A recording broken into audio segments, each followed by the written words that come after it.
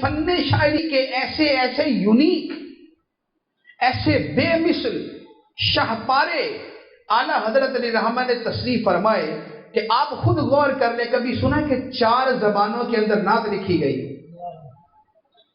لم یاتی نذیرک فی نظری مثلے تو نہ شد پیدا جانا، جگ راج کو تاج ترے سرسو ہے تجھ کو شہید و سرا جانا، الروح فدا کا فزد ہر کا یک شعلہ دیگر بر زن عشقا، مرا تن من دھن سب پھونک دیا یہ جان بھی پیارے جلا جانا۔ 4 زبانوں کے اندر آپ نے نعت لکھی اور فرمایا کہ میرا طریقہ نہیں ہے۔ دوستوں نے کہا تھا کہ حضور ایسی نعت لکھے کہ 4 زبانوں میں، اردو ہے، ہندی ہے، فارسی ہے اور عربی ہے، 4 زبانوں کے اندر شعر۔ قصیدہ معراجیہ کے اوپر تو کیا کیا علماء نے کلام کیا ہے۔ ایک بزرگ فرماتے ہیں کہ ایک مرتبہ لکھنؤ کے بڑے بڑے استاد شعراء تھے ایک جگہ پہ، تو میں نے قصیدہ معراجیہ پڑھا۔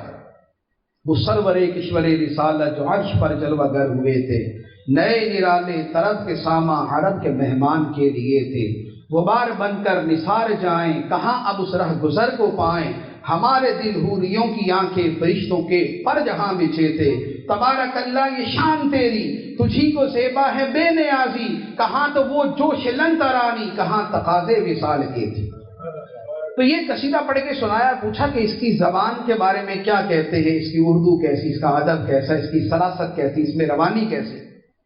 تو جو وہاں پر افراد موجود تھے انہوں نے کہا کہ اس قصیدے کی زبان کوثر و تسنیم سے دھلی ہوئی ہے،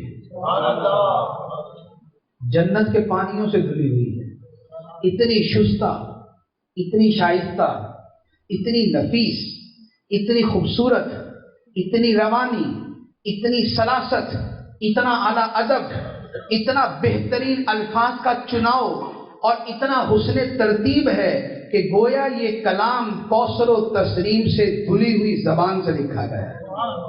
اور اسی قصیدے کے حوالے سے ہے، لکھنؤ کے ایک بہت بڑے نعت گو شاعر ہیں محسن کاکوروی صاحب، تو انہوں نے معراج کے اوپر ایک قصیدہ لکھا، سمت کاشی سے چلا جانب متھرا بادل، قصیدہ لامیہ اسے کہتے ہیں۔ تو انہوں نے وہ قصیدہ لکھا، اعلیٰ حضرت کے پاس آئے، کہا کہ حضور میں قصیدہ پڑھتا ہوں۔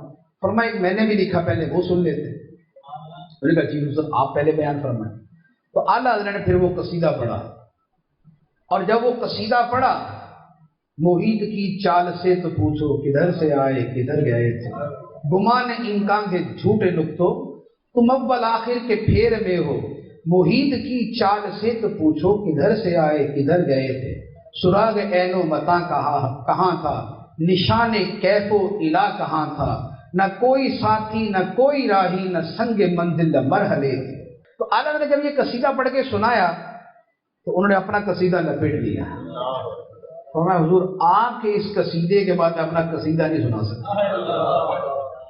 کیونکہ جس سٹینڈرڈ کا، جس معیار کا قصیدہ اعلیٰ حضرت نے لکھا تھا اس معیار کا وہ قصیدہ نہیں تھا۔ میں نے وہ قصیدہ پڑھا ہے سارا، میں نے پڑھا ہے وہ سارا، اور آپ یقین کیجئے وہ واقعی ایسا انہوں نے صحیح کیا تھا جو لپیٹ لیا کہ اعلیٰ حضرت کے کلام کی جو بلندی تھی وہ بالکل ایک دنیا ہی جدا تھی، ایک دنیا ہی جدا تھی۔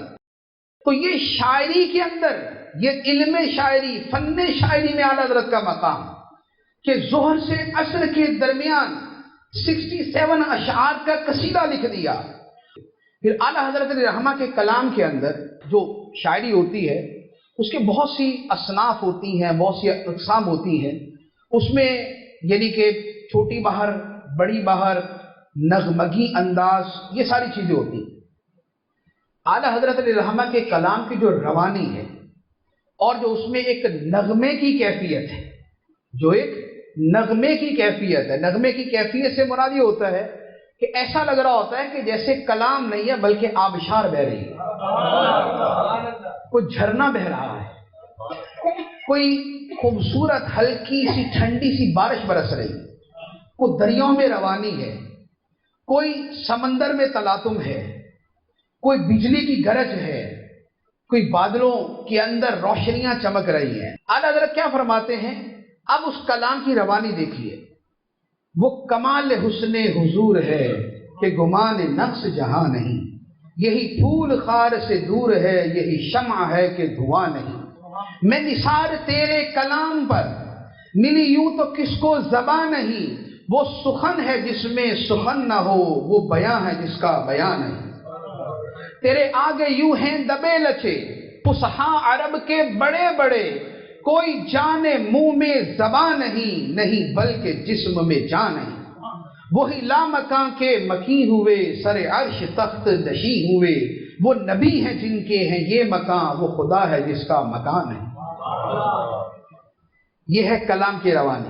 اب یہ پورا کلام پڑھ لیں آپ اسی انداز کے اندر، اس کا لطف، اس کا حسن، اس کی لطافت، اس کی بلندی، اس میں جو روانی ہے وہ ایسا ہوگا کہ جیسے آپ خود اس کلام کے ساتھ بہتے جا رہے ہیں۔ تو یہ اعلیٰ حضرت رحمہ کی فن شاعری تھی۔